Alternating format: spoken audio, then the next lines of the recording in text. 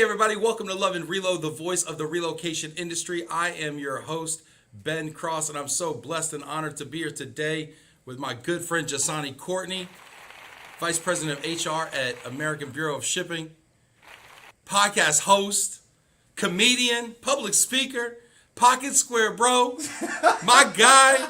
What's going on, Njsane? How you doing, man? Man, what's going on, my dude? Thank you guys so much for having me here. I'm stoked. Dude, I wanted to give you like a proper intro. Hey, get in the comments and make sure you can hear us out there. I want to make sure everyone's checking in. Get in the comments, y'all. Let us know who you are, where you are. Hit that like button. We're gonna be talking about everything from what it's like to be an HR executive to how Njsane became such a figure in HR here on the circuit. I was just talking outside with him, and he says he's going to be speaking in England soon. How do you get an opportunity to be speaking and keynoting in England, dude? Man, tea and biscuits, man. Tea and biscuits. That's, you gotta. Is that all it is? Just good, clean living and healthy eating over there? No, that's just what they eat over there. Is tea and biscuits, okay. Right? But you gotta be about it. No, honestly, it's about just being open to different things, right? So every time I travel, I'm very blessed to go to a lot of locations, and so it's it. I mean, it's about and somebody said, "Hey, I like your voice. I'd like to hear more of that." Mm-hmm. And so surely nobody's ever said that to me though. I really? Yeah. They're like, I'd like to hear less of your voice, actually. I think I saw some in the comments. But no. I pay these people. Jillian and Sharina are on the payroll. What's up, Jillian? Hey, Njsane, I love your energy. This should be fun. Sharina, will there be tea and biscuits in the GLOMO office? Listen. We got granola bars, all right? Go check the break room. It's not the same. And it's funny thing, you realize biscuits is cooked coffee. There's cookies, right? Well, Cameron's out there. He should tell us. I think biscuits are cookies. Biscuits are cookies, right? And crisps are chips. Potato chips. And that's it. That's all the English I speak. Yeah, and then you eat fries with mayonnaise. Right. Yeah. Yeah, that's a big thing. You ask for ketchup, they look at you weird. Yep. And then you season your food. That's really weird over there too, right? Yep. I actually travel with pocket seasoning. Pocket seasoning. What is pocket seasoning? It sounds like lint. What is pocket seasoning? So literally, you just carry little seasonings. Is it what kind is that? Like Lowry's? What is it? Man, Tony said. So I'm from Louisiana, right? Chatcheries. Say it again. Chatcheries. That's close. How do you say it? I say it wrong too, though. Tony. So you don't say it. Tony Saturans. Dude, there's no cussing on the show, man. Sassarans. Oh, did I? No, I'm just kidding. You can cuss, man. We don't care. I'm not in HR. Tony. I think it's Tony Chatcher. Tony. No, I know it's not that. I'm pretty sure. Can you look up how to say this? Tony C's. It's in the green. It's in the green canister. Look, I hate that we're live because I'm from Louisiana and everybody is. Your Louisiana people are gonna be like, bro, can you can't say Tony It's Saturans. Saturans? Or I might be getting confused with Zatarans rice. Is Zatarans and Chatcheries. But I know yours is wrong. And Sazerac all put together. How do we put that in there? We're gonna need that. You don't know? Okay. Yeah. All right. What kind of? I'm putting this in the comments. But pocket seasoning, you go and you have salt, pepper, Tabasco sauce, all these little things, and so you sit down in a restaurant and I just pull these things out. And apparently, Americans do it so often they're not even shocked by it anymore. Because it's just we require more robust flavor. Get in the comments, y'all. What kind of seasoning would you travel with? What seasoning can you not live without? If you went to another country and you were packing your bag and you're like, yo, I need to bring the what would yours be? I mean, a hot sauce would definitely be up there. I don't even count that because that's kind of mandatory. Like a pocket bottle of maybe a mini sriracha, maybe. Bottle of sriracha, that's good. Yeah, I would travel with smoked paprika. What are you eating that you need smoked paprika? Dude, that is so niche. First of all, for deviled eggs. It's gonna be such an after podcast episode. Smoked paprika goes on everything. The fact that I have to tell you, I'm shocked and appalled. Mostly appalled. But you're so you get some fries and you dropping some smoked paprika on there? Oh my god! Have you not had fries with some smoked paprika? I like it. I mean I love Cajun fries, which is paprika and spice and cayenne. I'm a big dry spice fan. Mm-hmm. So a powdered, like a dry rub type of seasoning, like a powdered. Most spices are powdered. Well, I'm saying versus a hot sauce, right, which is like vinegar based or liquid or whatever, because then it makes it soggy. So I do enjoy a nice dried, powdered spice rub or whatever. So I get it. I'm just get in here. I see you, Daisy, Sharina, Jillian. Get in here. I want to know what spice would you, Sharina? What spice would you travel with? Oh, that is so hard. I'm gonna be basic and say salt. Salt. Hey, salt's important. But salt's gonna be on the table. What country is salt not on the table everywhere? Like, I guess it would be. I mean, but sometimes you might want like pink Himalayan salt.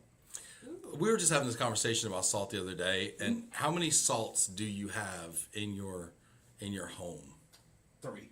3 salts. So I got the typical Epsom salt, whatever. Table salt, Table whatever. salt. Then I have the pink Himalayan. Yeah. And then you have the granulated salt. What is it? Kosher? Kosher salt. Kosher, coarse kosher salt. Yes. So I do it like when I'm grilling steaks. For sure. I put those on there. For sure. Yeah, so I bought those So 3. what does the pink Himalayan salt actually go on? Oh, everything else, right? So, like pink Himalayan salt is supposed to be like really good, quick absorption. Okay. We're talking about everything but leadership in HR. All right, yeah. But no, all right, but- you're but- leading me down the salt path. So I bought the salt flakes this past What weekend. are salt flakes, dude? It's made in Europe, so you know it's good, and so Is that? it's expensive. It's expensive. It comes in a box, not a canister, and it is like jagged edge, like the group. So you cut your mouth. And no, it dissolves. It dissolves. It maybe gave me a little sore, and but no, you throw it on, and it doesn't. It's coarse like kosher, but maybe even a little bigger than that. All right. And it adds some texture to it.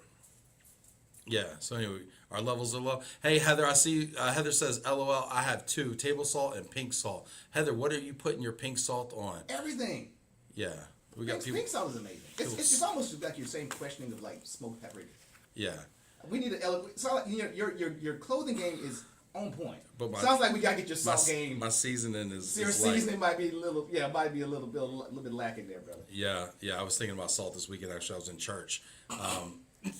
Yo, can you not spit on my tablecloth? It's custom. Hey, So no, but I was in church, man, and and the Bible says, salt of the earth, because you add flavor to you add not flavor. I mean, he wasn't talking about flavor, but you make things better. Yeah, right. You know what I mean? You're a type of person, and I was thinking, I almost made a post on LinkedIn. I was thinking about, are you the type of person when you're in a situation, you or in a place or in a group or in a team, you make it better or you make it worse? I love that. Are Right? you asking me that question? I mean, sure. I'm asking that question, but you know what I'm saying? Like, the types of people that like add to and then detract from. Well, it's like the same time we talk about like workplaces. Like this is my meager attempt to get this back on track, but we can go off again. But it's like when we talk about workplaces and making them better. A lot of employees will say, "Well, it's up to leadership to make it better," right? Yes. Right. But at the same time, who impacts your day-to-day work worse? Your boss who who has probably no idea of how stuff actually gets done, or your coworker next to you, right? Yeah. And so we all play a part into that. And so it's like, do you add to the quality of life at work? Which, if it's bad, and quality of work of life is so important because we spend so much time at work. Yeah. Right. Sometimes we spend more time at work than our families, but Yeah. it's really about like, what do you do? How do you add to the workplace that we all experience? Well, and I like what you're saying too, because it's like, what are you doing as a part of that culture to improve it? Yeah. Right. I think when I was not the CEO, but when I was just, a person at the job, I thought leadership was something that leaders do, and not necessarily something that was my responsibility. And I think when I started to realize that I could affect the ecosystem, or I could take it upon myself to make the place better, or I could take the initiative to change things the way I wanted them to be, instead of, like, to your point, waiting around for someone to do something around here and complaining the whole time. I not only did my surroundings get better, but I got ahead too. Yeah. I mean, everybody plays a part, right? And don't get me wrong, like the CEO, even though he or she is like usually far removed from the day-to-day operations, as they should be, right? If you got a CEO who's in the weeds, I'd question their leadership structure. Yeah, that's but at the end of the day, though, it's one of those things. Oh, I've been in meetings all day where it's like, did I just hear amen out there in the lobby? But it's one of those things where I've seen where, like, if a CEO has challenge, is very challenging when it comes to leadership. Like, a bad leader at the top can really destroy an entire culture.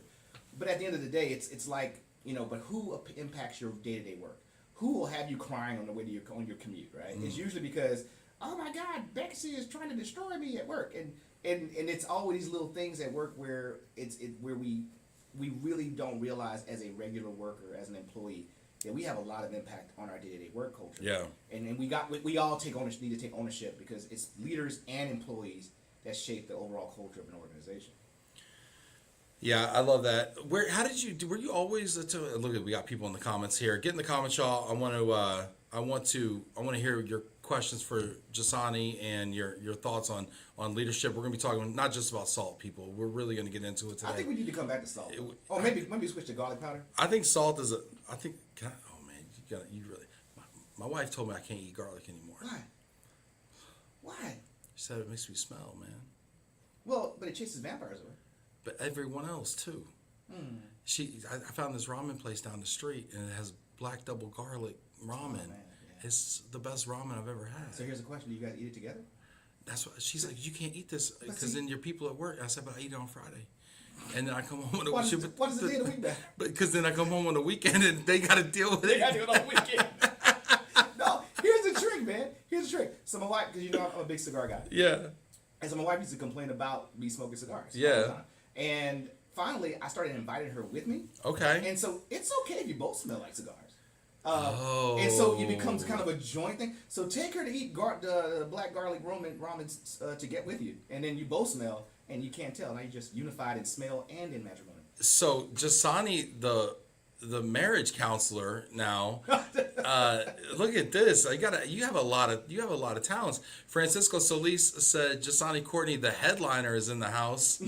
Yes. And Francisco, tag Nessa too in the comments, because y'all can get some marital advice in here too as well. I don't know if you knew that. And listen, I need to give the disclaimer. The rules I give only apply to my house, right? I cannot give anybody else advice. I'll tell people, listen, you get what you pay for. It is a free show. Okay. Okay. So you want a refund? That's my favorite price. You want a refund? Go on Instagram, okay? Because it ain't here. Stacy says you can't live without garlic. Okay, thank you, Stacy. Yeah. Let's see here. Iodel says dried blended green seasoning. Okay. What is that? Dried blended green seasoning. What is that? I'd love to know what. Can we hear more about what this? What is that? I'd love to hear what's in said blend. Said blend. Please expound. Daisy said favorite cigar brand? Oh, Plasencia. Plasencia. Almafuertes. Yes, those are the best ones. They're very pretty cigars. They are gorgeous. It's almost a crime to smoke them. Y'all don't want to smoke them. I like to look at them for a little bit No, I'll first. smoke them. It's almost a crime to burn these things because somebody put a lot of work in them. Now, are they the ones? They're all like kind of box pressed, aren't they? Aren't they all kind of? Some of them are. And then they got the ones that are like the hexagon. But what I really like about them is they're like grown like very organically, like no pesticides, things like that. Wow. So sometimes people will smoke cigars and they're like, oh, my throat hurts and things like that. Yeah. You never hear about that about Plasencia cigars because it's as clean as smoking a cigar can be. It's a pretty clean smoke. Wow. Okay. See, we talked about salt. We talked about smoked paprika. We talked about leadership for a minute, and now we're talking about. And if your throat hurts, gargle with some salt. There you go. Heather Jameson says the pink salt has a grinder like a harder salt. Okay. It does. Still don't have any pink salt recipes here, but that's fine. Well, you use it with What is Everyone buys it to feel better about themselves, but nobody uses it. That's my take. I mean, that's part of it too. That's my take. That's why everyone's pink salt is like 5 years old. You Salt Bay that, John? Yeah, I do. I do. No, you can use it for. You can use it whatever you use salt for, but I think what I've heard is like I think that it actually has iodine in it. Because believe it or not, like the iodized salt, even though it literally has the word iodine in it, has little to no iodine. And iodine is really good for metabolic. I read it somewhere. For your metabolism. Okay. And so it actually has real sodium in it. I mean iodine in it. Yeah. And so that's one of the reasons why I use it. Okay. All right. And that is what I'm going to stick to. Okay. I appreciate it. I can't prove you wrong. I tell people, listen, nobody fact checks on here. Well, Sharita started, but she won't if I ask her not to. So yeah, we're safe. We're safe on the show.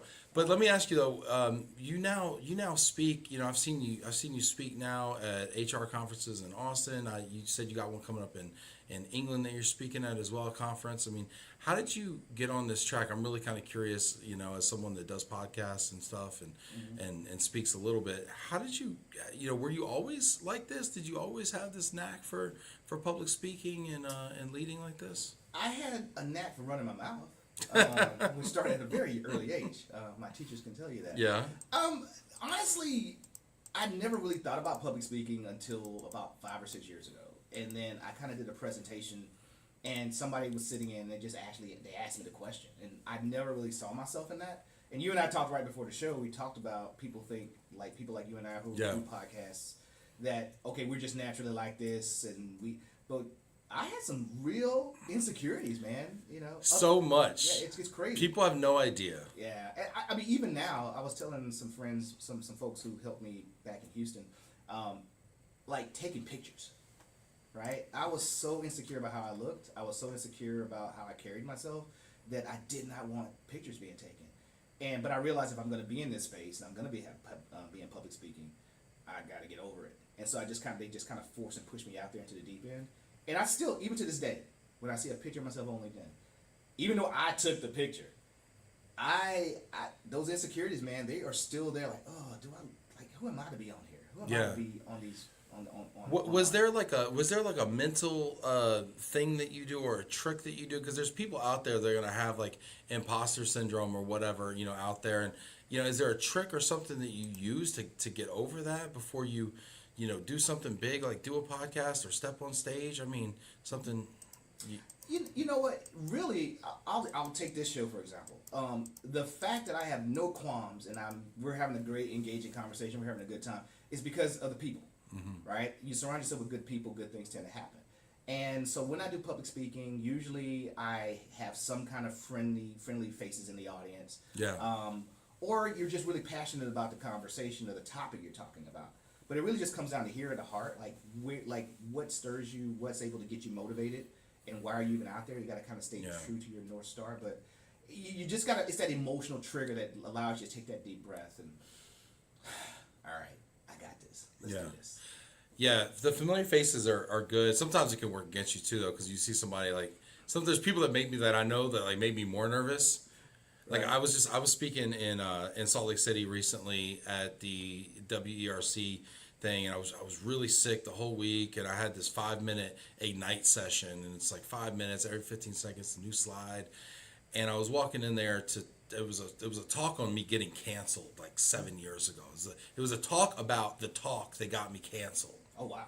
And I didn't really get totally canceled, but that was a moment where I was like, "Am I gonna lose my job? Is this it? Is this the end?" And it turned into like the best thing of my life, and it kind of started my podcast, which started my company. How did you feel going through that? Like when you were concerned, when you had that question mark, how were you feeling? When I was going through which part, about to do the talk, or like am I about to get canceled? Like is this? I felt like I felt that thing in the pit of your stomach that you had when you were a kid, that when you knew you did something like maybe like wrong, you were about to like go home and get like a whooping or something, and you were like or like you're going to the principal's office or whatever, and you felt like that pit of your stomach feeling, like where you just like that sinking feeling, and you're just like just tight and just and it's almost like the fear of what's gonna happen is worse than what actually is gonna happen. And you manifest all the worst case scenarios in your body, internalized in that moment instantly, all at once. And it's just like, and so, and honestly, thinking about, okay, am I going to lose my job? Am I going to not have income? What are my wife and kids going to do? Am I going to lose, like, I got a mortgage? Like, what's going to happen? Like, what if I can't work in this industry again? Because I've made it to this level up here. You know, and now if I have to switch industries, now do I take 3 steps back? You know, I mean, you literally start playing through all of these, and I'm literally driving back from Wisconsin at the time to Detroit, and I'm like, it's a long drive. It's like 5-6 hours. And I'm playing through all this stuff, like, you know, and I felt like really deserted too, because the people that I thought were gonna have my back, like my friends in the audience, like kind of didn't, because when people started like turning like, talking like, oh, he shouldn't have said that, or shouldn't have done this or whatever. I kind of expected them to stick up for me, and they kind of like didn't, and I was like, damn, like, really, it's like that, huh? Right. And that hurt too. So I felt very alone, and but going through that all made me realize I can't really count on the platforms I'm given. I can't count on the job that I'm given. I can't count on any of the things that I think I have in my life right now, other than my family and God and, my own talents. Right. And I need to be more self-sufficient, perhaps. And I need to create my own platform, and I need to create my own company where I can really be myself and express myself in a way that's truly authentic to myself. And that really turned into the podcast, which turned into the company, which turned into us being here today. And so I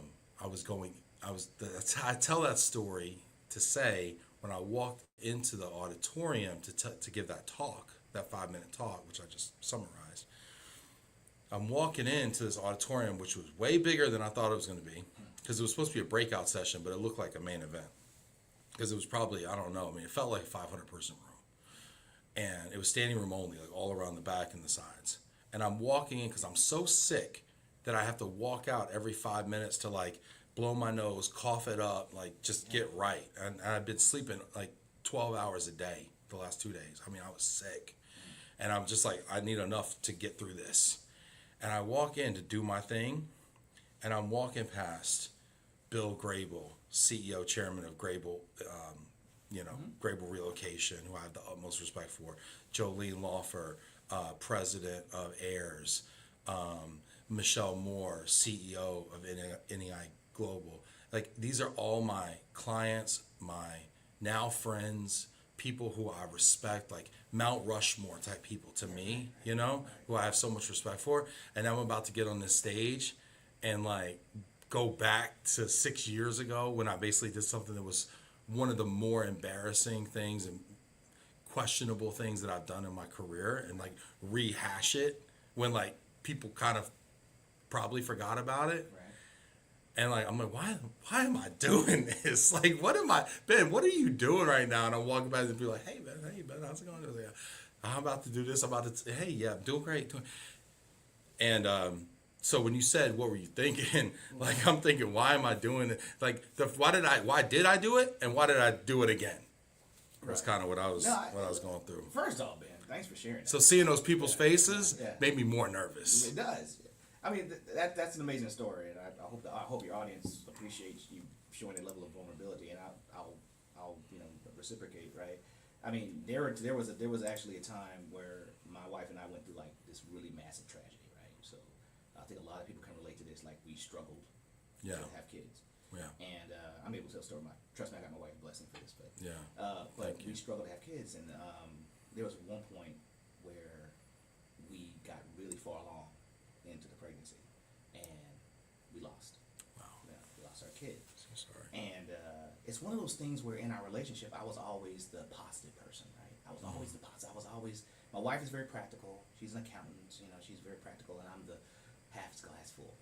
And for the first time in our household, we didn't have that, because we were both in a very dark place. Wow. And when somebody has a tragedy, people mean well.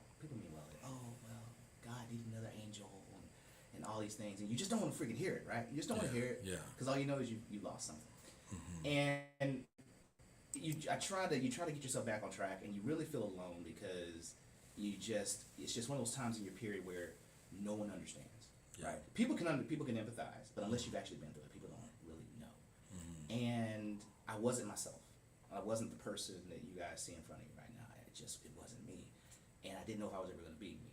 And I was angry with everybody. I was angry with God. I was angry with everyone. I was furious. I was enraged. Yeah.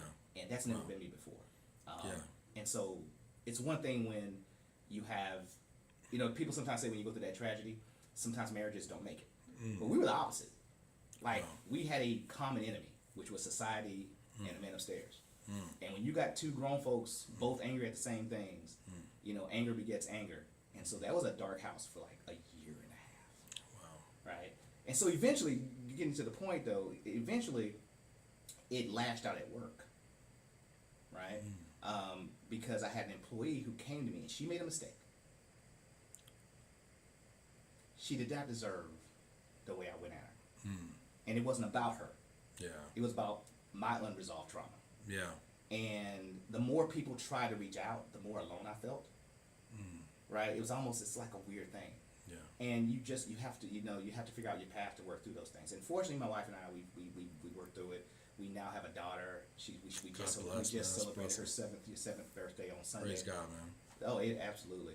But it's one of those things where people see folks like you or me or other individuals that you just mentioned, and they see where they are right then. Yeah. And we all have those struggles. Oh yeah. I don't care what your title is. Yeah. You can have a fancy, impressive title. You could be at the top of your org chart. It doesn't matter. Everybody has a journey, and every journey has its stumbling blocks. Yeah. And one of the things I will always say as leaders is that you should always have empathy for your employees. You should always have empathy for your fellow worker, even if you're not a leader. You don't even have to be an official leader, because you just don't know. And I'll end my pontificating with this one thing. We had a situation recently where these two employees were just having this conflict, right? It was just not working out. And finally, we got into it. HR finally got involved, and it was one of those things where this person said, she hates me. I don't know what her problem is. She sends me these nasty emails. They're very curt. They're blah blah blah. And then, and this was like early in my HR career. But we found out later on that the person who had all this anger just found out she had breast cancer. Wow. And so she didn't know that she was dealing with that. So once you realize, you have empathy to realize it ain't about you. Yeah.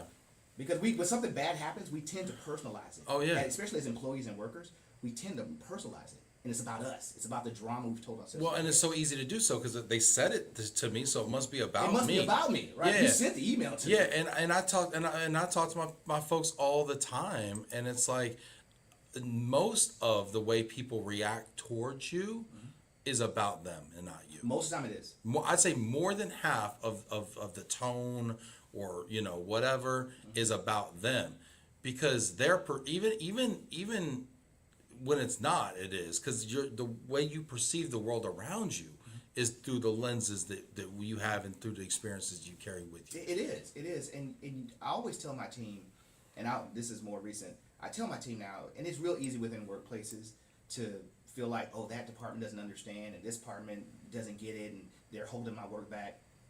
And I tell people, nobody's sitting at home trying to figure out how to destroy you. Nobody's doing it. Nobody's sitting around, how can I keep you from doing? No one's thinking that. Yeah. Everybody just really busy. You never do that? I not anymore. That's growth. That's growth. It's evolution. Yeah. But I tell my people, whenever you run into conflict, especially as HR professionals, Yeah. step one, do not assume ill intent.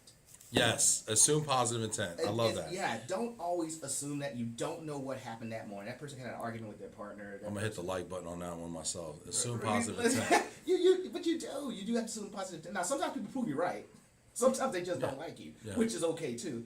But at the end of the day, again, if we really want to be serious about building really cool workplaces to work, it really starts about not assuming that the person is just out to get you. Not everybody's gonna be your drinking buddy, and that's fine. And guess what? It's not illegal to be an asshole either, right? Yeah. Right? You don't have to be the life of the party. Yeah. But don't always assume somebody's out to get you.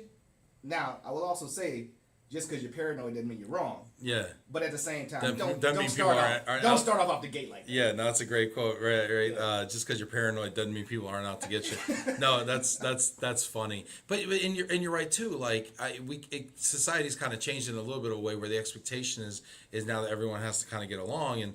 And the truth is, I mean, we come to work, we get paid to be here, and sometimes you just don't get along with people, and that's just okay, and everybody doesn't have to get along. It's nice when they do, but everyone doesn't have to get along, in order to be productive, right? I mean, obviously there needs to be a level of respect and decorum and things of that nature, right? But I love what you're bringing up. I do got to ask, that time that person came to you or whatever, and you kind of lashed out or whatever. Did you ever did you end up apologizing to that person? Did it obviously became a thing? It obviously was a thing. So I will tell you, because this happens to me a lot. Yeah. I'll be honest with you, like I lose my cool a lot, like, and I'm just being straight up and down, and like my people know this, and like especially like with like people, like when people don't treat my people like well or whatever, Oh, like yeah. I tend to like Oh, lash out sometimes, Yeah. and like part of me Yeah. is like, I'm an entrepreneur, I do whatever I want, I'll say whatever, I don't care, you know. Well, like, I can do what I want. I do what I want. I do what I want. Yeah. And then I've realized, oh crap, I probably owe this person like an apology. Yeah, no, profusely. And my obligation as her manager was to apologize. Yeah. She did not deserve it. And even if the mistake was horrendous, there's a right and a wrong way to do it. And I violated almost every aspect of leadership in terms of that. Like, I did it in public. I lashed out. It was overly harsh for the situation. I didn't take a moment to understand why the mistake was made. I reacted, but it had nothing to do about the mistake. It was like what you said earlier, Ben. It was more about me. And one thing about it, that situation, was it led me to realize I needed counseling. Right? I couldn't push my way through that.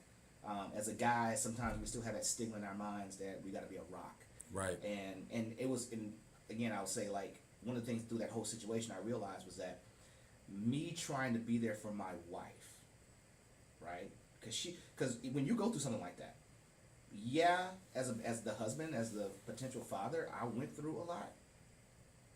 But my wife, as a woman, was going through something that I could never understand. Yep. And so growing up in a traditional household, I was like, I need to be a rock. Screw my feelings. I need to make sure she's okay.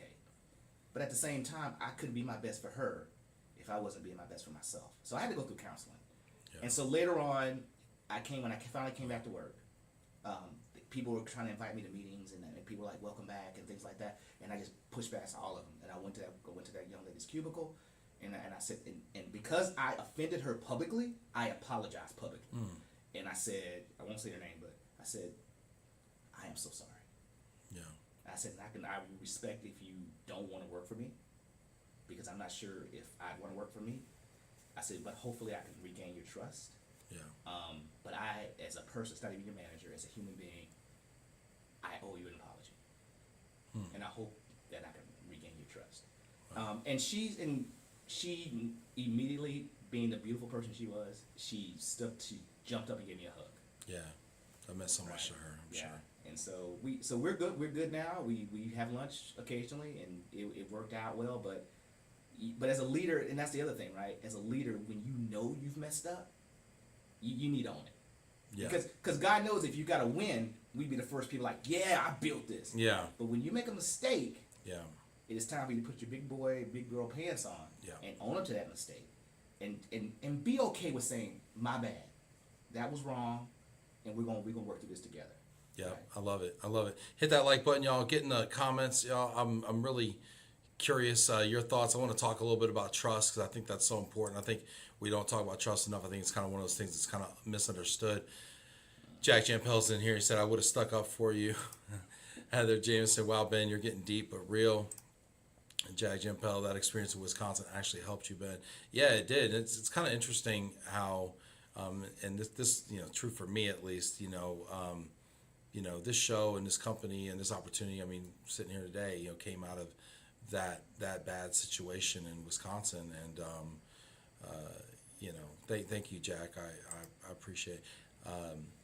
You survived and even grew. It taught you even more that it's okay to be different. Thank you, Jack. Appreciate it. And I apologize if I don't get this right. Aodell says, one of the faces in my Mount Rushmore is Dr. Forbes Riley. Shout out to Dr. Forbes Riley. I always love when people shout out people that mean a lot to them or kind of like played a big part. I think that sometimes we play this narrative like we're self-made people, or that we, hard work and determination, did it ourselves kind of thing, and we forget to look back on the people that helped us in our journey, mentored us, maybe gave us an opportunity. I also think that there's a fair amount of luck. This is kind of a controversial topic, but I think that there's a fair amount of luck that goes into success as well. A lot of people. You know who hates talking about luck? Successful people. They hate talking about luck. You say funny stuff right after I take a sip. I try to cold brew. I try to time it properly. Well done, sir. I try to time it properly. Yeah, I think successful people hate talking I make posts a few times over the years talking about how lucky I am and how luck had a fair degree to play with it. Yeah. Like, no, but if you didn't work so hard and if you didn't do this and if you didn't have the courage to take the thing, I was like, yeah, but like how lucky was I to be born like English speaking native tongue? Like that right off the bat. I had somebody work for me that was non-native English speaker, lived in Brazil, who brought that to my attention, and it never occurred to me. Yeah, I speak Portuguese. Huh? Yeah. Bom dia. Yeah, and she was like, you know what a privilege it is to speak English as your native tongue. Oh yeah. Like you know what like a step ahead you have. You know, where you're born. So let me tell you something about that true story. So this is we're gonna get deep. Man, this is gonna be a deep show, right? So I love it. Let's go. So I've been very blessed to be able to lead, manage people across a bunch of different countries, and one of the things when folks come to the United States to work, it's we as native English speakers, we really take it for granted, right? That the impact it has, and so there was a video one time that was on YouTube, and we were watching it, and it had this lady from Brazil, literally, and she spoke Portuguese. She was here in the United States, and skit. I don't know if it was a skit or if it was real, but she made like a misstep. It was like a vernacular difference. Okay. And so the people she was talking to kind of chuckled and said, "Oh no, it's actually pronounced this." And the Portuguese lady, the Brazilian, said, "Oh, okay." And they were just like, "Oh yeah, you'll get it. It was fine." And they're chuckling and laughing, and you could see that the Brazilian lady, you could tell she was really impacted by their laughter. Now, the folks who were laughing, they weren't malicious, mean girl laughing. Yeah. But they were just laughing. And but the lady said, "Can I tell y'all something? When you guys laugh, when I make a mistake, it really hurts. And let me tell you why it hurts. In my home country, I'm brilliant. Right? I'm above my peers. I speak 4 languages. Right. I have advanced degrees. And I have two master's degrees, and I'm and in my foreign tongue, I am brilliant. I come here, and I feel stupid. Right? And when you laugh, it reasserts my insecurities. And I just want to let you know that I know you don't mean anything, but I'm just letting you know how your words feel. And it just so happens to be, I have on my team right now today a young lady that I moved up from Rio to work in our corporate headquarters in Houston. And I showed her that video, and I asked her, I said, "Do you feel like this?" And she looked at me and she said, "Every day." Yeah. And I just looked. And I said, "Have I ever made you feel that way?" And she's like, "No, I don't think it's intentional." I said, "So I have." Now, before this conversation, I would have thought, I'm a great boss. Yeah. I brought you to the I'm the US, last person. and I did all these great Yeah. things, and I'm an awesome manager. But she even told me, she's like, "Yeah, sometimes it happens. But I know there's no ill intent.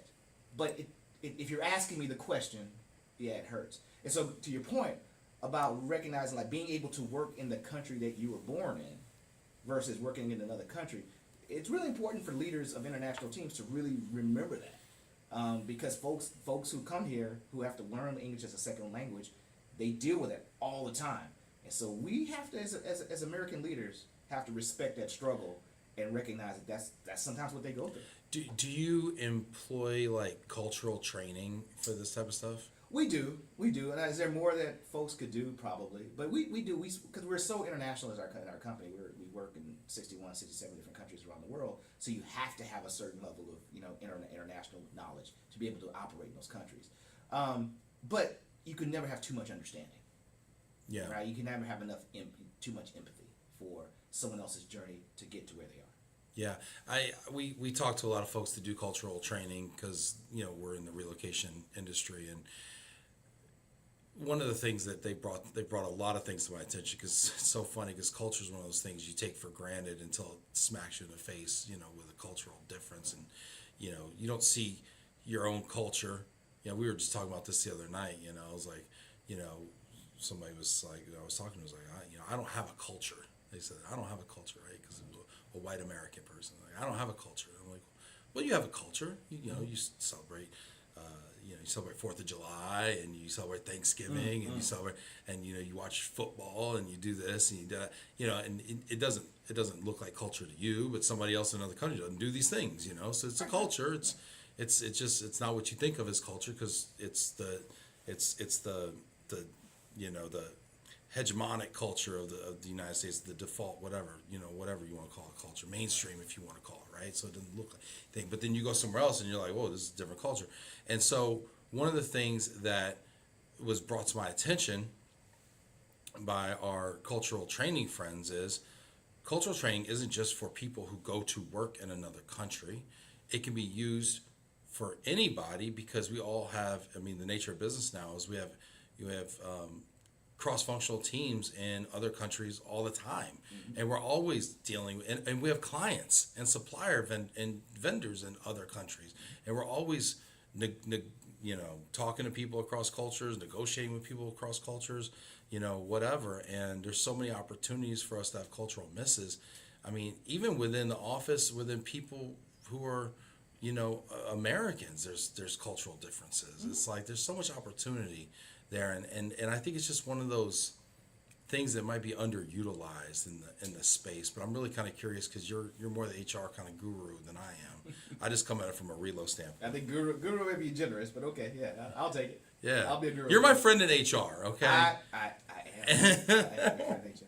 No, I think you're absolutely right. Look, if you're gonna lead, you're right. There's different cultures in a department, right?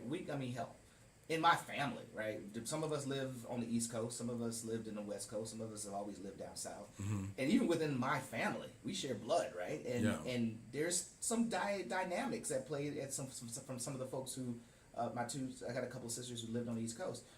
There's a bit of a difference, right? Even though we're all one collective unit as a family.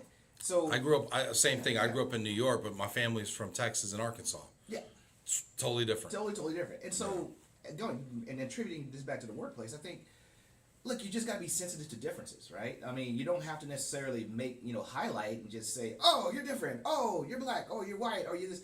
No, we're all, all workers and things like that. But recognize, not everybody's cut from the same cloth. And that's okay. Not everybody celebrates the same things, and that's okay. Yeah. So right now people are celebrating Ramadan, and we make accommodations for them, to recognize that, and that is more than okay. And it's just accepting people for their uniqueness and the flavor that they bring. It actually makes workplaces even better when you're able to not only celebrate the diversity of individuals, but diversity of thought. Yeah. Right, and the things that they bring to the table. Because look, if everybody looks and thinks and acts the same and celebrates the same thing, okay, yeah, everybody probably gets along. But the real innovation and the real creativity comes when somebody throws something into that. I'm from Louisiana, so I'm gonna say gumbo. That gumbo, or they pull out their pocket spices and they're like, I know you used to smoke paprika, but I'll put some oregano in here. But just recognizing that everybody has something to add, and just appreciate the differences, because through those differences we can all innovate, and through those innovations we can drive awesome things in our companies to achieve those goals, man. We just got to be able to recognize it and appreciate it. Yeah. No, that's awesome. I want to ask you about diversity, right? Because diversity has been kind of under fire, lately, right? It's like, it had a really good run, and now lately it's been attacked, right? But I want to ask you about diversity in the workplace, and what's the right way to handle diversity in the workplace? Because ignoring diversity is not right. A lot of people would just say, I don't want to deal with the issue at all. I don't want to talk about it. I want to just, the whole I don't see color, the whole that whole narrative, right? That's one. There's a lot of people, especially people that look like me, that want to go that way, right? And that's not the answer. So what's the way? What's the way that we should, as leaders, aspire to really to do this? How much time you got? 14 minutes. There if we we go. don't do our final segment. It's deep, man, because there's this whole dichotomy where, yes, I am an HR executive, but I am also a black man that works in corporate America, right? So there's this whole dichotomy about feelings versus obligation. So I will start by saying my feeling is that there's nothing wrong with diversity, right? You need it, right? The stats are out there. The companies that invest in diversity, again, have differences of thought. They tend to have Well, they perform better. They perform better, Yeah. better business outcomes. Financially perform Right. better. And if you, to your question, like, what's the right way? Well, first of all, I'm careful about telling what's the right way, because to say that, then it kind of empowers the conversation about the wrong ways of doing it, and then it kind of empowers people to say, well, we don't want to do it at all. But where I go with this is, in the workplace at least, it's about appreciating people who they are, right? Recognize we're all different. And it doesn't have to, again, and the problem is that especially nowadays, when people think of diversity, we instantly jump to race.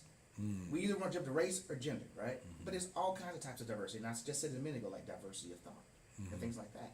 And so my point is, where I'm going with this is that in the workplace, you should use diversity as an enabler, right? Not necessarily as a category or a quota, right? It's about, Talk about what that means as an enabler. What do you mean by that? well, because, like, for example, I will start with workplaces. If you look at your workplace, Houston, Texas, right? Houston is one of the most diverse cities in the world. And does your workplace reflect the community, right? Okay. If it doesn't, maybe there's some work we need to do there. Yeah. Doesn't mean you got to set a quota, but you might want to take a look at your practices and say, hey, are there some things that we're doing? Do we, like bias? When people interview, and studies have shown that when people post a position online, hiring managers mentally have someone in their mind Yep. of who is the best fit. Yeah. Right? So Yep. you post a Totally. you post a sales executive, and there was a study out there that said that they interviewed a lot of leaders, and they said they posted, if we're going to post a sales executive role, quickly, tell me what that person looks like. Tell me what that person looks like. Me right now? Not Because it's going to get me in trouble. I'm going to get canceled again, Sharina. I don't wanna get Sorry, you it was really nice working with you. Good day, sir. And they asked a lot of leaders this question. And after you got past all the BS and people being pretentious, they admitted they thought of it like a 32-year-old white guy in a business suit. Okay? Now, does it mean these are evil people? Right? We all have biases. We all have them. But because we have that predetermined bias, sometimes that can inadvertently cause us to not look at candidates in other locations. And so if we either intentionally or unintentionally are not looking at all of the qualified candidates, and I emphasize the word qualified, right? Because it all starts there, Yeah. right? But if we are doing things that limits our ability to look at all the potential qualified candidates, we are doing a disservice to ourselves, right? We're doing a disservice to our organizations because we're missing out on opportunity for, again, more diversity of thought. And then at the same time, we are actually blocking the careers of some brilliant men and women who could really help drive the bottom line of our organizations. Yeah. And so at the end of the day, where I'm going with this is that the right way to do diversity is where it's just part of your culture and not some quota that you're trying to meet, right? If you look at your board of directors and it's all white men, you may have a problem unless you're in the middle of Wisconsin, right? Shout out to Wisconsin. Yeah. Right? Because again, I used to work for a company who had an office in Wisconsin, and they're like, we need more minorities. I said, well, it's like 14 black people in Wisconsin. Yeah. And that's not true, because I'm watching. We're gonna get a bunch of emails from a bunch of black folks in Wisconsin. Shout out to Milwaukee. Where Where y'all at? But the thing is, you have to be cognizant of what's in terms of making sure that you don't inadvertently block yourself off from qualifying. There might be an awesome woman who's available for it. It might be a person of color. The right person might be a white guy. But have you done your due diligence Yeah. to make sure that you've done that you've picked the right candidate based on all available talent? So okay, you're kind of in my wheelhouse right now, so I want to kind of stay here for a second because we have a recruiting arm to our business, and talent acquisition is such a big part of HR, right? I think it is, at least. How do you remove bias from the hiring, like from the recruiting function? Because LinkedIn, I mean, we're on LinkedIn right now, and if I search for sales, right? Like, so this is the way I would do a search, okay? You're my client, and you're like, hey, I need a salesperson in Houston. And so what do? I go type in sales. I go filter by location, Houston, greater Houston area. And it gives me, and maybe I put in shipping or something like that, right? To narrow it a little bit. And it gives me, 2,000 individuals. And I get this much information for each one, right? First piece of data on the left-hand side is what? What is it, Njsane? First piece of data on the left-hand side, I'll give you a hint. It's a circle. Yeah, it's your picture. It's your picture. It's your headshot. Okay. First piece of data I see, because we read left to right. Yeah. So it's not a coincidence. It's on the left. We read left to right. It's a picture. Okay. Then it tells me your name. Then it tells me your title or whatever you choose to call yourself these days. However you want to podcast host or whatever we want, whatever we want to put as our headline on LinkedIn, right? Exactly. Father, friend of many, follower of Jesus. Whatever we want to put up there, right? And then, maybe our, Hurst, Texas, or, whatever we want to put up there. And then, not much. That's the data we have. Like if we're just scanning down all these salespeople, and then I choose who do I want to click into, right? And how do I get around that? Step one, acknowledge that you have them. Yeah. Okay. I'm acknowledging. This is me acknowledging. Right. I have a problem. Step one. I bet the Yeah. 12-step program. Acknowledge you have a problem. My name is Ben, and I have a My name bias. is yes. Hi, Ben. Yeah. Right, yeah. Today is a good day. All right. Next. But yeah. So first step one is acknowledging your bias, and once you recognize that you have it, you can be aware, right? Because what I always in recruiting, I always ask recruiters look for contrary evidence, right?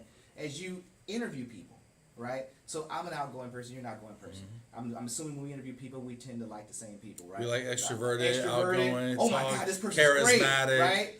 But yeah. because I have a natural affinity for those kinds of people, introverts, people who aren't able to express themselves, or people who have not interviewed often, may find themselves struggling to be successful in an interview with me because I tend to gravitate other yellow energy people. Yeah, for me, like that. Oh, they're kind of quiet. Like that's kind of it's not red. It's like a beige fly. It's a little salmon fly right there. It's kind of quiet, And so what I tell you is, first after you recognize that you have a bias, then I say, and you start interviewing someone, and you find yourself coming to a conclusion.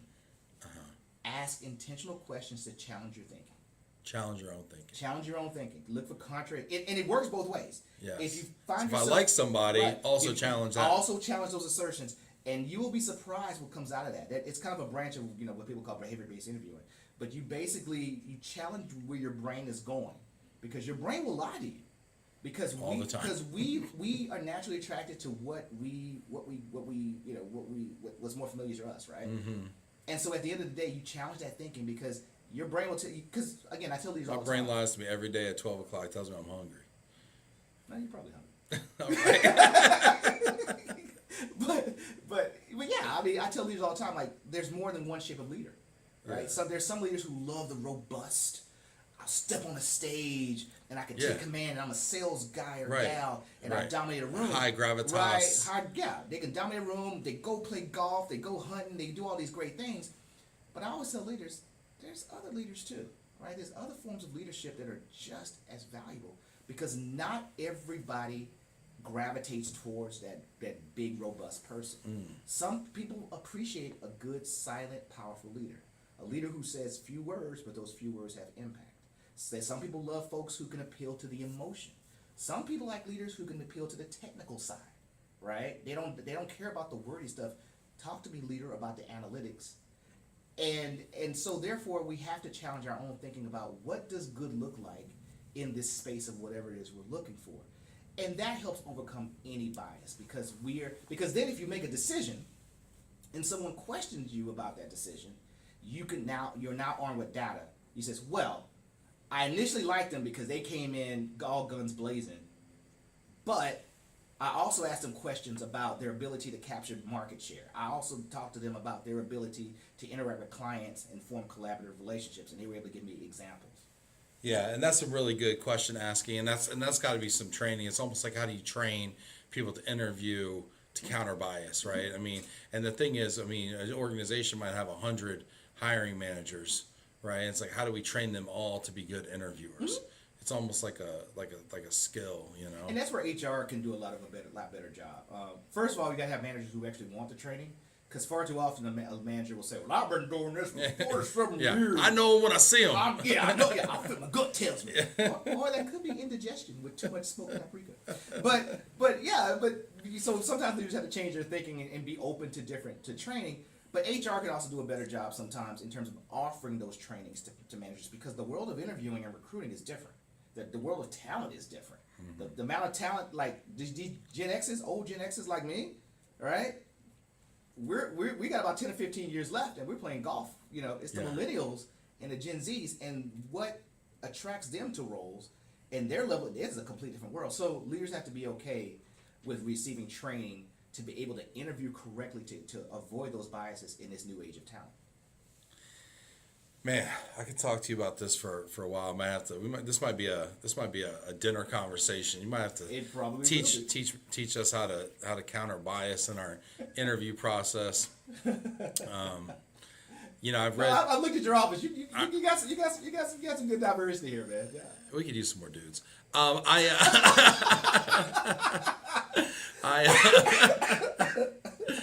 Just trying to reflect the community, okay? Oh my God. Just trying to know we're 50% outside these walls, okay? No, I'm just kidding. Don't spit on my coffee tape. Dude, All right. No, I'm just kidding. I love y'all. Love y'all. I am gonna stop drinking this coffee until we're done with this I show. love y'all. No, but no, anyway, I'm just kidding. That's good stuff. No, but you know what, dude? I will tell you, it speaks to you as a leader that you're even asking these questions. Yeah. Because some leaders don't even ask. They don't care. This is what got me here. This is what's going to provide. No, and we do. We have so much bias, and people tend to hire people that look like them and that are like them and their personality like them, and I do try to counterbalance that. I mean, obviously, like I do try to. The hardest one for me to counterbalance is the social one, and I even tell people, sometimes I feel like we over-index on the social side, and like sometimes we just like to hang out like too much, like so, and then I also want to like create this like in-office culture, Right. so now we just like hang a lot, like we Yeah. get together, we like have too much fun or whatever, and then and then I'm like, man, I wish I had more introverts, and You listen, man. Hey, listen. Don't sleep on the introverts. I know, like Shireen's over. Are you an introvert or extrovert? I'm in the middle. You're in the middle. Yeah. She's over here skipping. What is that She's called? over What is that? Ambivert. ambivert. Yeah. Oh, there's really a word for that. Yeah. Ambivert. Yeah. Huh. Yeah, I'm gonna look that up. yeah. That is great. Well, But and you it means you can does it mean you can be like selectively? Yeah. So it's not She'll- like a she reaction over- to she over stress. here It's not a reaction to situations. It's just you can mentally switch It between can the be two. both, but I can like switch for both. Yeah. Huh. Okay. That is a skill. She skipped lunch to work. She had so much work. She Or had was to it get because done. of her boss? We That is not it. no, we were like, yeah, come to lunch, Shireen. Well, we love to eat. We always over here like, come to lunch. Let's go get drinks. Blink twice if you need Oh, yeah. Jeez, too soon, man. Too soon, dude. No, just saying. Oh Just my saying. gosh. What was I trying to say? Oh yeah. Anyway, yeah, we Smoke paprika. That's what we're talking we over index on the social side. So I mean, there is power in introversion, and people that can do like people that kind of gravitate towards like head down deep work, because sometimes I find my day to day it's like all day long I'm on Zoom calls all day long. I'm talking for a living. It's like at some point I gotta work. I gotta actually do the things we talked about in the meeting. Like I gotta execute these things. And so I love what you're saying here. It's Well, it's great. just to add to that, like for example, again, you and I think we're very similar in terms of our dynamics, but I have to hire blue energy people, right? So what is this blue and yellow thing you're talking about? So you ever did Insights? Insights. No. Insights. So it's a test that you take to determine like your normal communication vibes and your normal demeanors and things like that, and how you react to certain stressors. And so yellow energy are those outgoing, touchy-feely kind of individuals. Then you have green, which is about like emotion, involve me, keep me involved. Then you have the blue energy folks who are very like, show me the details, show me the data, right? And so there's this whole, and there's red. These are very decisive. We'll make a decision. We'll drive. Keep it brief. Be gone. That kind of thing. I probably screwed up each one, but that's okay. But you get the idea. But that's what it is. And so for me, I'm exactly like you. If you hired a department full of me's, you'll have a great time. Yeah. Right. Happy hours every day. Yeah, yeah, Right. yeah, We're yeah. all smoking cigars, drinking. Yeah. no work will actually get done. Yeah, that's my problem. And I have to hire men and women smarter than me Yeah. to keep me grounded. I'll shout out to my team, my teams around the globe. Like, I have a lot of blue energy people who have the courage to tell me, hey, Njsane, great idea. Let me pitch something to you. Maybe we want to focus on a couple of key things first before we move on to that next shiny thing. And they keep me grounded, and they deal with the details. But then it also goes back to something we talked about last time we got together, is about the ability of leader to be okay with not being the smartest person in the room. Yes, that's key. Right? Being the smartest does not make you a leader. It just makes you a smart ass. And at the end of the day, I will admit I have men and women on my team who work with me who blow me out of the water on certain skills. But they are good at what they're good at because in aggregate, we bring exceptional value to the organizations in which we're blessed to serve. And so therefore, I come up with the great ideas, I come up with the strategy, I knock out barriers, I'm able to go bulldoze through some things. I got some smart men and women who will break down the analytics, they'll crunch the numbers, they'll come back and say, this is the impact. I have some other folks who are very creative, says, okay, we can do this and we can generate this in a way that will be appealing to our users and do these other things.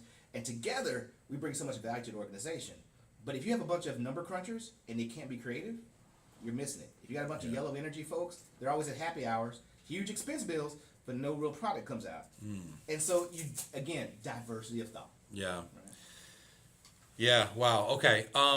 This is great. We have a little game we like to play at the end of the show. I like games. Yeah. Where are we going? Okay.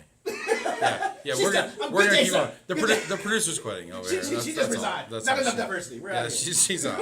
Yes. Good day. Yeah, so we play a little game. We play a little game here at the end of the show, Njsane. So it's a little game we like to call overrated, underrated. Huh. Okay. All right? All right. I'm going to explain the game to you, okay? I'm going to give you a topic, and you are going to tell me if it is either overrated or underrated. I'm assuming there's like no explanation I can give. We just move on, right? No, I'll let you defend your position, okay? Okay. But in the end, I will tell you if you are correct. Oh, wow.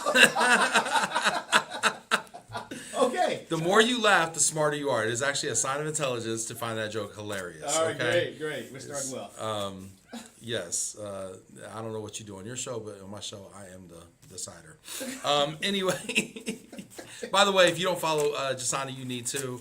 My Friend in HR podcast, My Friend in HR YouTube channel. You can see him speaking all over the globe. Comedy show near you. No. So, I'd probably be good. If I did stand up, I'd be good for like 3 jokes. 3 jokes. A tight 3. That's all you need.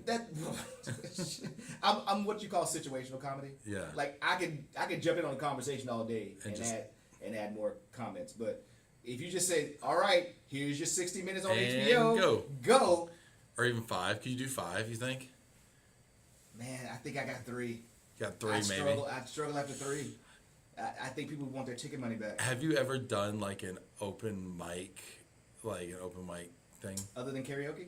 Yeah, like the open mic like stand up thing. Nah.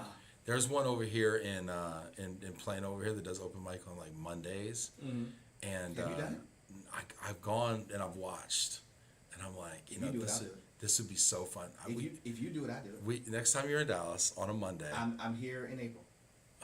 Why you gotta be specific? He put a date. I'll go. I'll do. If you do it, I'll do it. We're gonna need to prepare some material because it's a place where like these comedians they go and they work out materials, so they try it out. You know, I think we can do it. If you do it, I'll do it. I'm terrified. Okay, we talked about insecurities. Yeah, you're creeping in. I'm nervous. I'm nervous too. I'm nervous. But if you do it, I'll do it. I'll do it. I got a little file. I got a file in my phone with a couple jokes. I do not. You got it. I do not have said file. But you know what? Like life is funny enough, right? So and you know what? In your job too, I bet you have a lot. I cannot talk about that stuff. You can, but we'll just give you like a fake name. You know they got like earthquake or something. You know they got like an employee named Earthquake. Like Fluffy. Like that's why these people have like aliases when they go up there. They got fake names. I'll have to. Oh man. Because they work somewhere. I'll have to figure out what kind of content. But you know what? I said it. We'll get you a fake name. All right, it'll be great. Nobody will know. There's like 3 people in the bar, and they're like all up there. All it takes is one phone, one camera phone, and that's it. We're all live, baby. I'll be the only person recording, and it'll be live. Okay, here we go. Overrated, underrated. Let's get into it. First topic up: cigars. Overrated, underrated. Underrated.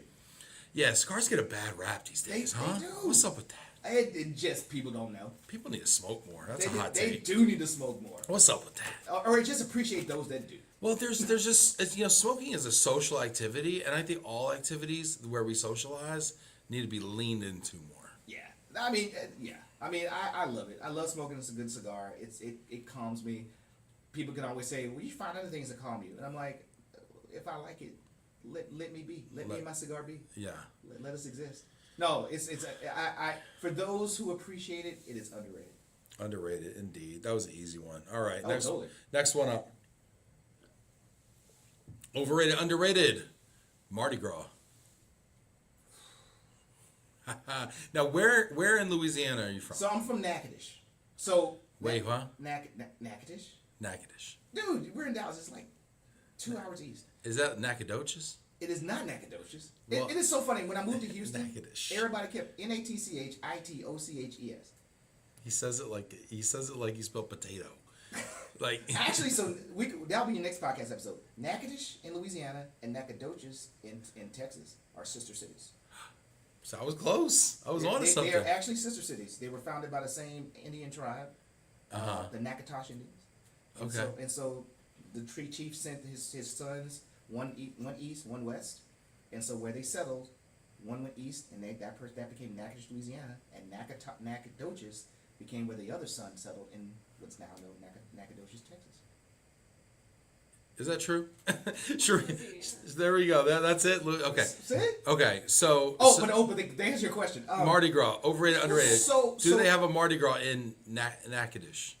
I mean, almost every parish in Louisiana has some kind of Mardi Gras, right? I would say for those who have not experienced the wonder of Mardi Gras, it's underrated. Underrated, and you should go. Being from Louisiana, I'm Mardi Gras out. Mm-hmm. I'm almost 50. I can't handle Mardi Gras. Favorite Mardi Gras tradition when you do go? I would just eating. The eating? The good food. I mean, Do they do the thing where, like in your parish, because I see different parts of Louisiana do it differently, where they like go from house to house kind of thing, or is it more of a parade style, or is it more like you sure steal? you're not talking about Halloween? Or is it more steal the chicken? No, they have. I've been studying a lot about different Mardi Steal the Gras. chicken. They have like a rooster thing where they chase the rooster around and they try to steal your rooster from you. Being born and raised in Louisiana, I have never heard about this. Dude, there's a lot of parts of Louisiana, man. And then you got the Cajuns, and they up on the horses, and then you got and then they dress up like the British aristocrats, and they make fun of them. So I know. I'm one? familiar with some of that, but Yeah. I'm gonna have to look up this chicken. When they thing. go from house to house and they beg, like they beg for food or they beg for whatever you give them from house to house. It's almost like a reverse parade kind of thing. It's like Halloween, but don't look at me like that, man. See, come on now. This is why I'm sure this is this is really why good. this is why I don't have you on the show all the time. See? You know what? Okay. All right. Well, that seems totally overrated. What you just described seems overrated. But to answer your question, my God. if folks, I think that it's one of those things people should scratch off their bucket list. Yes. You got to experience the madness that we call the Mardi Gras. So for that, it's underrated. But for me, I've lived with it my entire life. Yeah. At this point, at stage in my life, it's overrated. Yeah. Okay. All right. Mardi Gras is definitely underrated.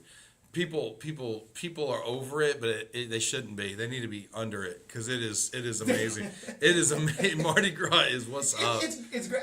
But It's as what's I up. get older, as I approach the golden age of 50, I believe Mardi Gras is a young person's game. Is a young person. I feel like they got old people Mardi Gras though. They got It's the called one. taking a nap. They got the one. They got the one That's with the my chairs. Mardi They Gras. got the chairs that have the wheels on them. You won't survive. You You won't survive. know what I'm talking Somebody will take that. Somebody will take that from you. And create like a float. the motorized chairs that you could just sit in the lazy boy. Oh my God. I wish I saw that in Mardi Gras. That'd be great. That'd be great. All right. They probably collect a ton of beads though. Yeah, for sure. Next one up, overrated, underrated, morning meditation. Oh man, underrated. You got to do it. You Okay. got to do it. What is a morning meditation routine like? Man, so I am a early morning person. I've been that way since my Army days. I am an early morning guy. 4:30 to 4:45 meditation. Wow. So I do that too. I call it sleep. Yeah, this is after sleep. This is after you wake up. It's no. So I get up at 4 in the morning, and but at 4:30 I am in my garage. I have like this red light therapy thing going on. Quiet, nothing going on, just me and my thoughts. Wow. And honestly, I started it during the pandemic. It was kind of, we were at home anyway. But now I notice the days I don't do my meditation, my brain is not organized the right way. And it makes itself susceptible to the chaos that we call our inbox and these things, right? Yeah.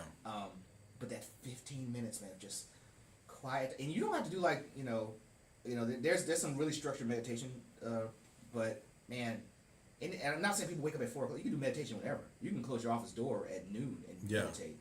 But man, having 15 minutes of just quiet time to be alone in your mind, in your thoughts, focus on your breathing, you'd be surprised how it prepares you for the day. Do you think about things or try not to think about things? I try not to think about things. Okay. And it's easy. When I first started, it was really hard.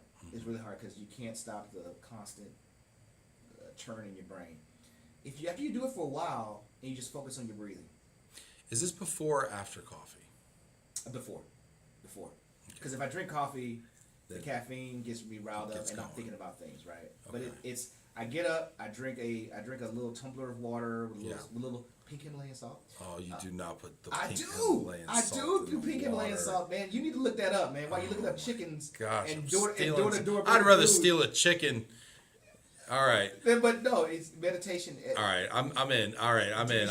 If I ever am up at 4 in the between morning, now and when we do our stand-up comedy, I will in meditate. April, you need to I will tell me how that meditate. goes. So I have to have red light therapy. You don't have to have red light. What's the red light therapy for? You know what? I don't know if it does what people say it does. I don't know if I have the right red light, but it gives me a focal point.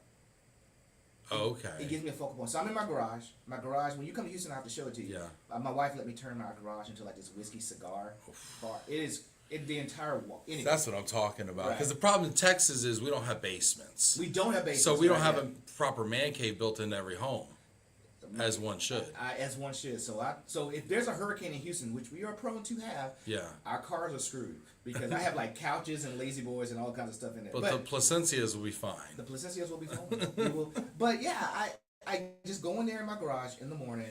I turn on the red light, and it's my focal point. And I just sit there and look at it. Sometimes I close my eyes and I breathe. But if I need something to focus on, the red light helps. Okay. All right. But I heard that. But there's a lot of studies out there that said that if you do it the right way, there's all kinds of things like cell growth and there's all kinds of positive health benefits. I think it's working, man. Look good, man. Oh, thanks, Look man. good. Look at you. Good. Look at you. All right, you got another one for him? 2. 2 more. Yeah. Oh. Overrated, underrated. Jambalaya. Oh, underrated. Underrated. Underrated. You gotta get some of that jambalaya. All right. You gotta get that. What's Especially your well made. what's your favorite Louisiana dish? Man, I am a sucker for some good crawfish etouffee. Oh yeah. Right now, it can't be. There's a lot of ways to make it, and I'm not. Again, and my fellow Louisianians, we're very religious about how we make our gumbo and etouffee.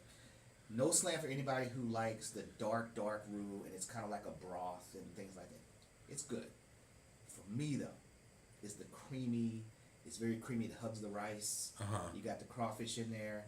It's almost like a shrimp creole or crawfish creole. Almost. Kind of like that, right? It's Yeah, kind of with like that that. cream sauce, But it's like a cream base. thick. I add a little starch to Uh-huh. it to thicken it up just a bit. Yeah. Because I like it to hug the rice, man. But yeah, chef's kiss, bro. Yeah. With a little smoked paprika. Yeah. See, I think of all of the dishes in Louisiana, jambalaya has gotten really famous, but I think it's probably one of the more overrated dishes compared to, like, I will even go, like, when I'm in New Orleans, which is probably my favorite place in the world to go to, and I go to say, if I go to one of the spots, I'll tell you, I'll take a good red beans and rice over a jambalaya. Oh yeah, Absolutely. which is kind of shocking because it seems such a simple dish, red beans and rice. Yeah. But a well-prepared red beans and rice beats the pants off jambalaya. A good gumbo beats jambalaya. Definitely an etouffee. Char grilled oysters. Oh my God! Don't get me started. See, that's a whole other category. You know what I'm saying? That's like, to me, that's like, Yeah. I mean, I'll take that over crawfish. No, I said now. Whoa! Ah, I Whoa, said it. whoa, I whoa, said it. whoa, I said it's crawfish Man, season it is too. crawfish season. No, sir. Now you get some. What's in your boil? So, I have actually won. I'm very proud. I've actually won some awards Okay. for my crawfish, Okay. and I do it a little bit differently than traditionally. Like a lot of times people would like put the seasoning in there. I have like a sweet and spicy variation. So I don't know if you ever had the Vietnamese style. Oh yeah, that is big in Houston. Right. Yeah. Because The Vietnamese crawfish in Houston is. and we have it because we have a diversity of culture. Yeah, it right? makes There it you go. add There something you to the boil. go. Right. You can't appreciate the food if you don't appreciate the culture. Right. That's right. That's right. But here's the thing, right? So I've kind of taken some of that and put a little Louisiana flair to it, so it has a lot Okay. more heat to it. But it's tons of garlic. It's Yeah. very sweet, but it still has a spicy kick to it. And Yeah. it's like tons of flavor. So I that's love a sweet heat with a garlic. that's what the My garlic. wife won't let me eat it though. Oh, But I do. I know what you're talking about. We got some great spots like that too. These Yeah. Vietnamese owned spots like here that do the boils. Yeah, In the yeah. bags, it's sausage, yeah. potato, corn. See, I don't. You know what? Here's the You don't funny do thing. this. I don't do the corn and potatoes Okay. because I feel like it takes up valuable real estate. for the price of like two potatoes and 2 pieces of corn, I could probably get another 12, 15 crawfish. See, I love the boil so much. A good thick boil, especially like the Vietnamese boils are kind of thick, and I'll smash that red potato flat, and then I'll let I it know people do soak that. in the boil. You know what I And mean? absorb the flavor. Because I'm not trying to just eat like a boiled potato, but when I smash it and I let it soak it all in, then I'm just eating boil. Yeah, because it's all about quantity. It's about gross tonnage. I need Yeah. to consume as many crawfish Lot of as protein. I can. Lots of.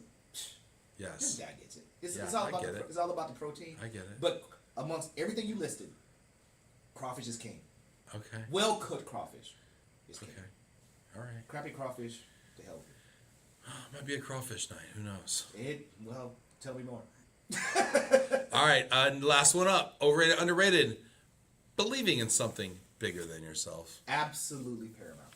It is underrated. You have to believe in something bigger than yourself. What do you mean by that? So, one of the things that helps me get through this thing called the corporate jungle is recognizing that my blessings do not come from my boss.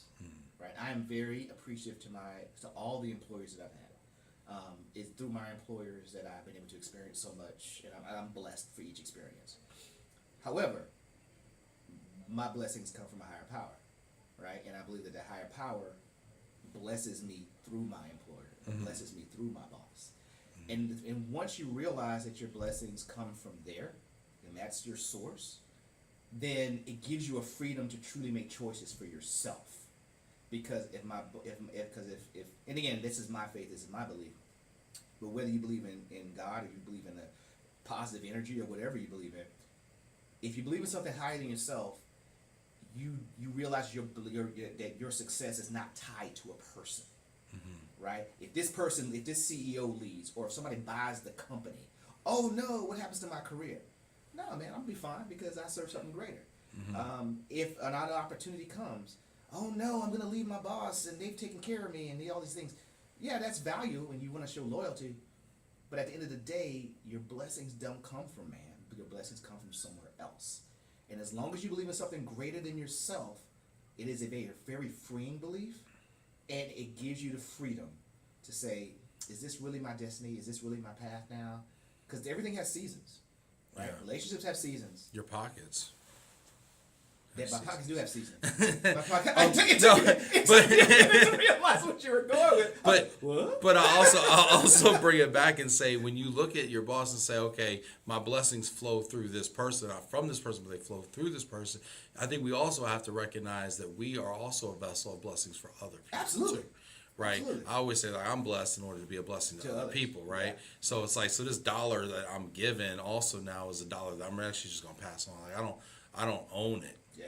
Like, you know what I mean? It passes through, you know? And I want to say something really quickly as I know we're getting towards the end. But to leaders, any managers who are listening, right?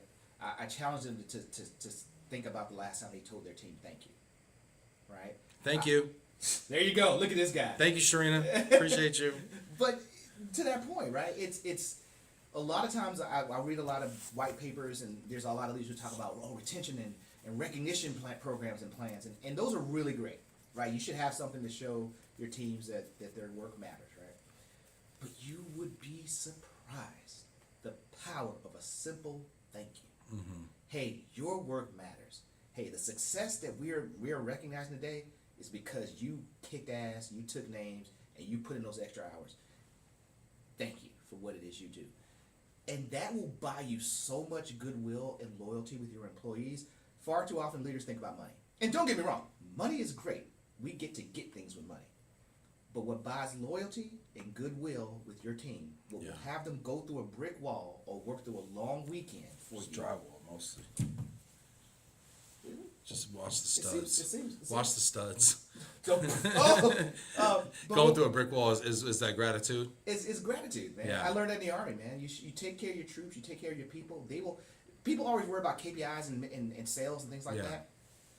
But final message to folks is, if you take care of your people will take care of your clients and your results. I totally agree with that, and honestly, I worry that companies are starting to miss that, especially large, either publicly traded or PE backed companies. I worry that we're going back to the '80s, the greed is good, Gordon Gekko era, where we're worried more about the shareholder value than we're worried about taking care of the people. Because it used to be the customer is always right, and then it became the shareholder was number one, and then we got to what you're talking about, where it's like, hey, if we take care of employees, employees will take care of customers, customers will take care of shareholders, and it's the cycle, right?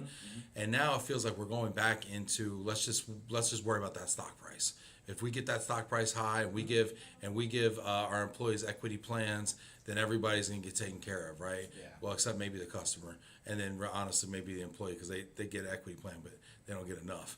Right. And so I worry that we're going to a place where we're putting the shareholder, we're overly prioritizing the shareholder. Equity over everything Yeah, else. you know what I'm saying? Because we're looking at stock prices going way up, but wage growth has done what? It's stagnated. You know what I mean? And compared to inflation, Yeah. probably moving backwards. You know what I mean? And so I worry a little bit about that. And is that sustainable? Because I like what you're saying. I mean, we got to take care of our employees, because it's honestly so that it may be well with us. I would say, so there are some large companies that do it well, because the stock market not only appreciates profitability, but they appreciate stability, right? And so whenever a company you see, Amazon's laying off 20,000 people, 130,000 people as of October. there you go. So I mean, it that creates a bit of instability in terms of things. Now it writes the books to a point, but I'll say a couple of these really quickly. To your point about going back to the '80s, right? You realize that companies didn't use layoffs as a way to balance the books until like the late '70s and early '80s. Before then, if a company did layoffs, the factory was shutting down, right? Or the mill was closing, or some other things, right? But then in the age of that late '70s, early '80s, it became if we it's almost like I think Merrill Lynch, one of those investment companies, kind of started that practice. But they realized, like, hey, we lay off about 50 people, our stock price goes up. And it goes back to this whole rift that's growing between employees and management, or employees and employers. And I want to, if at some point, I would love for us to revisit. Maybe I can have you on my podcast. We can talk about it. I would love that. I was hoping you never asked. Honestly, we've just been running long, waiting for that invitation. There we go. You'll definitely be on. We'll get you on there soon. But where I was going with that is the fact that companies, I think nowadays, where we miss the mark when it comes to really treating our people is leaders forget why they are leaders, right? I've talked about this quite often. Why do we elevate people to leadership roles, right? We are a civilized society. We're educated. We're intelligent. But still in this day and age, we elevate you to a higher position than me. You'll make more money than me. You'll get more perks than me. Why do we do that? because you're a great guy. If you look back at how our civilization used to run, we used to run around 100 people tribes, right? Even back then, there was no board of directors. Is that the optimal organization size? It is not. It's actually a bit higher than that. But that's how we used to operate, 100 people tribes around the world. But why even back then? There was no board of directors back then to elevate somebody to chief. But even back then, we elevated people to leadership. Why did we do that? We did it because there was a social contract that if I elevated you to a position of leadership, when threats come, you will protect us in the tribe. That is why you got the best cuts of meat. That's why you got the choice of mate and all these other things. And I challenge people who say, well, I don't like leaders because they make all this money. No. The President of the United States does not pay for groceries. Nobody's outraged by that. The President of the United States does not pay for plane tickets. Nobody's outraged. Why? Because he or she is in a leadership role, and we expect that. But what pisses employees off is that it's not about the money they make. It's because through their behaviors, we feel like they're no longer worthy. They're no longer of doing those the perks. they're no longer doing the protection part No, of the deal. In a lot of cases, they actually sacrifice the Yes. people that they were supposed to protect. That's right. So that's where that rift is growing. And I'll make another comment here. You know, leaders, every time you turn around, some companies talking about, we're going to be innovative. We're going to drive collaboration. What allows, from a biochemical standpoint, this is going to get so nerdy on you.